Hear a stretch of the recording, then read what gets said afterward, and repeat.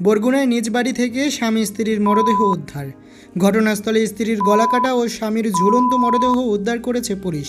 এ সময় ঘর থেকে ওই দম্পতির 5 বছর ও 1 বছর বয়সী 2 কন্যা শিশুকে অক্ষত অবস্থায় উদ্ধার করা হয়েছে।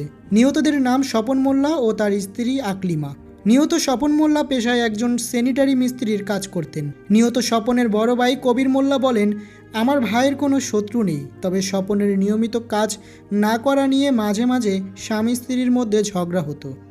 নিহত স্বপনের চাচাতো বোন রাজিয়া বেগম জানান, ভোরে ঘুম থেকে অজু করতে নামলে বড় মেয়ে সাদিয়া দৌড়ে এসে বলে, আমি মগো ঘরে চলেন, মা কথা বলে না, আব্বাকেও দেখি না।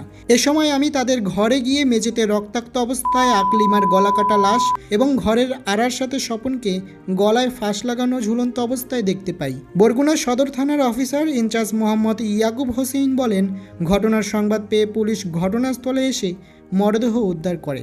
মরদেহ দুটি ময়নাতদন্তের জন্য বরগুনা জেনারেল হাসপাতালের মর্গে পাঠানো হয়েছে।